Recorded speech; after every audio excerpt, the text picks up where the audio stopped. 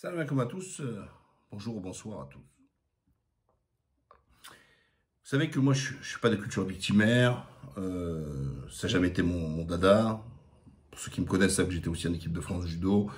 Voilà, moi je me suis toujours battu, je me suis jamais baissé les yeux et j'aime le combat, donc j'ai pas de souci là-dessus.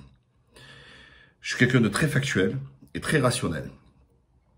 Quand je dis qu'il y a une obsession sur les musulmans, ou alors qu'on essaye, à travers quelques cas particuliers, notamment des terroristes, et les derniers n'étaient même pas français. Or, les sanctions, elles sont pour les Français de confession musulmane.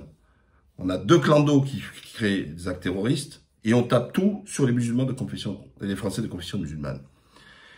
Et je me suis déjà expliqué sur la somme, sans compter les perquisitions à l'aveugle, sans compter la fermeture d'associations, d'ONG et compagnie.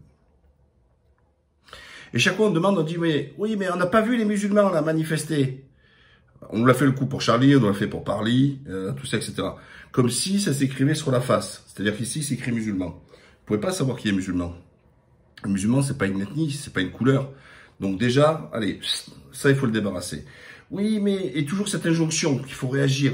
Il faut condamner, il faut faire ci, il faut faire ça. Par contre, quand des musulmans, eux, sont victimes, c'est silence radio. Quand on touche un juif, on dit que c'est la République qui est touchée, c'est toute la République qui est touchée.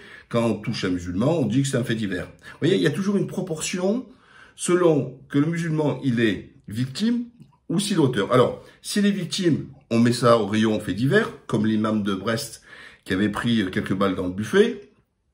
Il n'y a pas eu de condamnation politique, aucun tweet, ni de Le Pen, ni de Ciotti, ni de la gauche, de Valls, personne, rien. Et pourtant, c'est en tant qu'imam qu'il a été visé. Par contre, si c'est quelqu'un qui se déclare musulman et qui a dit, comme ils attendent tous, à l'Akbar, et puis hop, comme si c'était un cri de guerre, c'est-à-dire tu es grand, et c'est pas un cri de guerre, c'est pas un appel à les charger. Là, dans ces cas, par contre, c'est tous les musulmans qui sont responsables et tous les politiques qui sortent du bois. Il est arrivé, dernièrement, ce dimanche, à Cholet. Une personne qui a tué 2 personnes et en blessé une autre, c'est un acte terroriste. Et que la personne interpellée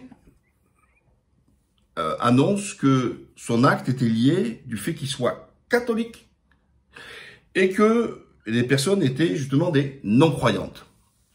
Alors, quand c'est un musulman, on va dire, ils inventent le mot islamiste, j'en connais toujours pas la définition puisque c'est tous des istes.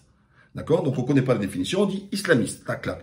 Il y en a qui disent, ouais, l'islam radical, islamiste, l'islam radical politique. Enfin, ils inventent des mots, oui, où ils sont incapables d'apporter une définition. Donc, si je prends leurs critères sémantiques, c'est-à-dire la sémantique qu'ils ont inventée, j'ajoute à catholique, et je fais catholiquiste, puisqu'ils ont inventé le mot islamiste. D'accord? Etc. Donc, je rajoute le ist. Donc, comme l'autre était motivé par sa foi catholique, et je vais vous montrer tout à l'heure les preuves, donc on peut dire catholiquiste. Alors, regardez. Alors, vous allez vous taper dans Google Actualité, d'accord? Ok? Donc, et vous verrez, et alors vous allez voir un peu comment ils présentent les choses. Alors, loin de moi de vouloir faire le procès à tous les catholiques ou de faire comme les autres une injonction à demander à tous les catholiques de condamner parce qu'il y a un barjot qui se dit catholique, et qui, au nom de soi-disant de sa foi, allait tuer. Donc, les catholiques sont responsables de rien. Moi, je fais une injonction de demande de rien. Je demande pas aux catholiques de condamner, parce que c'est normal de condamner toute personne qui a été tuée, et au même titre que les non-catholiques, etc. Donc, je les ramène dans le droit commun, et pas dans les droits particuliers, ou dans les devoirs particuliers. Non, non, non, non. Donc, aucune injonction. Les catholiques sont innocents dans l'affaire, et certains individus représentent que le même. Comme, moi, je pense aussi, quand c'est un musulman, un égaré, etc., qui dit soi-disant même à Allah, il doit être isolé, et comme le dit notre système judiciaire, c'est l'individualisation de la peine, et pas une peine collective. Ensuite, il est écrit quoi? Vous voyez, la sémantique est importante. Donc la même presse, les mêmes médias, ils mettent agression Cholet, le suspect dit catholique qui tient un discours de haine des non-croyants. 2 personnes tuées, 1 blessée. Ils appellent ça une agression. Vous changez l'intitulé. Et c'est plus un catholique, mais un musulman. On va dire, le suspect se dit musulman et tient un discours de haine des non-croyants et ils ajoutent non plus un acte terroriste islamiste. Et ils saisissent le parquet de Paris pour antiterrorisme. Les 2 derniers individus qu'on tué, ils n'étaient pas ni de Daesh ni de Qaïda, ils n'étaient pas en lien avec une organisation terroriste. C'est des individus, alors ils appellent ça maintenant, comme ils appellent ça, les électrons libres. Mais justement, s'ils sont libres, c'est qu'ils ne sont pas associés à une organisation terroriste. Voilà. Mais de facto, si c'est un musulman, ou c'est quelqu'un qui déclare musulman, c'est de facto antiterroriste, organisation terroriste, Al-Qaïda, Daesh, tout ça. Or, on le sait bien que dans les derniers, il n'y a rien de tout ça. Et ensuite, on parle d'agression quand même. L'autre, on parle d'actes terroristes. Vous voyez? Alors, on a exactement le même cas de figure. D'accord? À quoi? À 2 semaines près. Entre ce qui s'est passé, l'assassinat, enfin, moi, on peut l'appeler d'acte terroriste, ça me dérange pas, je vous l'ai dit. Moi, j'ai pas de problème là-dessus. Mais ce que je demande, c'est qu'on utilise la même sémantique quand il s'agit de quelqu'un qui se revendique de sa foi catholique, que la sémantique que quand c'est quelqu'un qui se revendique d'être musulman. Ben oui, ça s'appelle être cohérent. Et là, on n'a pas vu des experts de plateau. On n'a pas vu. On n'a pas vu des experts de plateau. Hein, tous, BFM, CNews, etc. Nous dire oui, toujours pareil, ils connaissent tout. Hein. Après, nous parler de problèmes d'intégration. Enfin, ils mélangent tout. C'est une vraie tchatchouka. C'est une vraie ratatouille. Oui, intégration, pas réussi, stop à l'immigration, tac, tac, tac, tac, tac, tac, tac. Non. Un barjo reste un barjo. D'accord? Et déjà, comment... Après, alors oui, il y a autre chose aussi. Quand c'est un blanc qui fait ça, c'est-à-dire un non-musulman, on va pas dire un blanc, un non-musulman, on dit toujours que c'est un déséquilibré. Vous croyez qu'il faut être équilibré pour aller tuer, couper la tête d'une mamie ou d'un instituteur, ou etc. Et vous pensez qu'il faut être normal pour faire ça. Mais il faut être barjo. Donc, ils sont barjo d'un côté ou de l'autre. Parce que quand on arrive à faire de tels actes, il faut être déglingué du cerveau.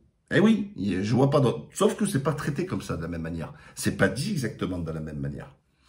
Voilà ce que je voulais vous dire. J'en profite pour qu'il y ait aucune confusion. Les catholiques, les juifs, les chrétiens en général, les monothéistes, ce sont mes frères et mes sœurs. Mes sœurs et mes frères, pour ceux qui sont un peu susceptibles féministes. Pourquoi? Parce que ce sont mes frères et sœurs du livre. Et quel livre? Ce sont les religions abrahamiques. Et quand on essaie de nous opposer, soi-disant, les musulmans, vis-à-vis des chrétiens, etc., vous avez strictement rien compris. Ceux qui ont sauvé le prophète, Rasoul, sallallahu alayhi wa sallam, ses compagnons, tout ça, ce sont les chrétiens d'Abyssinie. Donc ça, n'oubliez jamais. Et eux, ils ont toujours été au devant. Que ce soit dans les villes, tout ça, etc. Toujours proche de la communauté musulmane. Toujours. Il n'y a aucun problème avec eux. Et il n'y a rien qui nous diffère. Jésus est pour nous musulmans, Aïssa, son nom. C'est un prophète chez nous. Jésus est notre prophète aussi. Nous avons ça en commun. C'est important de le rappeler. Chez les juifs, vous avez Moïse. Chez nous, c'est Moussa. Et Moussa aussi est un prophète pour nous, les musulmans. Et tous eux, et comme on a le prophète Mohammed, qui est le dernier, qui est venu clôturer par le dernier livre, qui est le Coran. Voilà. Donc, nous, il n'y a aucune différence. Oui, il n'y a aucune différence parce que, justement, nous avons quelque chose en commun, un tronc commun ensemble. Les ennemis, c'est qui, à nous? Ce sont les extrémistes laïcards. Qu'est-ce que ça veut dire, extrémistes laïcards? Ça veut pas dire que ceux qui se disent, soi-disant laïcs, ça veut rien dire. Laïc, ça veut rien dire. C'est une expression pourrie, débile, qui veut rien dire. Parce que je suis aussi laïque dans le sens où je soutiens la laïcité à la française. La vraie laïcité, c'est-à-dire la liberté religieuse, la non-ingérence du politique sur le religieux et du religieux sur le politique. Ça, entièrement d'accord. La vraie, pas ceux qui vous font dire quelque chose. Ceux qui viennent vous dire, pas de signer ostentatoire dans l'espace public, etc. Eux, ce sont les laïcards. C'est-à-dire qu'ils ne veulent pas la laïcité. Ils veulent modifier la laïcité pour la rendre liberticide. On avait une loi d'équilibre, une loi d'équité, on avait une loi que, comment vous dire, qui permettait à chacun de pouvoir vivre en paix avec son particularisme. Et les laïcards, ce sont les mêmes que Daesh. C'est les mêmes que les Saoudiens. C'est-à-dire qu'ils veulent une société uniformisée. Il faut gommer vos différences au nom de l'assimilation de bidon. Et il faut que vous dégagez de votre spiritualité. Et ça fera un bon citoyen. Non, un bon citoyen, c'est celui qui respecte les lois. Un bon citoyen, c'est celui qui va travailler, qui paye ses impôts et qui ne commet pas de crimes ou de délits. Ça, c'est un bon citoyen. Donc, vos bidons, assimilation, tac, tac, tac, tac, parce que quand vous êtes musulman, vous êtes forcément pour un étranger. Que dire de tous les commentaires chaque fois que je vais commenter sur Le Monde, Le Figaro, Nouvel Obs, l'Express, ce que vous voulez. Chaque fois que je dis un truc, on me dit « Ah, mais t'es pas content, retourne dans ton pays ». Parce que le fait que je vois écrit Mourad Ghazli, pour eux, je suis disqualifié. Je dois être forcément un étranger, alors que je suis français depuis plusieurs générations. Donc c'est vous qui n'assimilez pas le fait qu'on soit français en s'appelant Mourad. Voilà, tout simplement. Vous ne l'acceptez pas. Deuxièmement, ces mêmes individus, ils ne comprennent rien. Ils vous disent tous, ils sont Charlie. Et c'est eux qui vous disent, oh, mais pourquoi vous n'êtes pas Charlie, vous tous, etc. Mais alors, la liberté d'expression, c'est que pour eux. C'est-à-dire que moi, j'ai pas le droit. C'est-à-dire que moi, quand je dis quelque chose, on doit me dire, mais toi, t'es pas content, casse-toi. Ou retourne dans ton pays, ou va vivre là-bas en Turquie, ou va faire, etc. Alors déjà, c'est vrai, je vis en Turquie, je vis plus en France, d'accord? Mais j'ai représenté la France, j'étais en équipe de France. Moi, mon service militaire, je suis pas comme Ciotti, je me suis pas chié dessus, je ne fais pas calculer la culotte. J'ai fait mon service militaire au bâton et de Joinville. J'ai été élu de la République, j'avais des responsabilités politiques dans mon parti. J'ai été candidat à la présidence du plus grand parti de France à l'époque au sein de l'UMP. Voilà, j'ai eu plusieurs responsabilités comme conseiller secrétaire national du parti, etc. J'ai créé mon propre syndicat au sein d'une entreprise. Donc moi j'ai participé à la vie de la cité. Tout mon parcours le démontre. Donc j'ai le droit aussi d'avoir une opinion et profiter de ce que vous appelez la liberté d'expression, parce que vous, elle est censurée, votre liberté d'expression.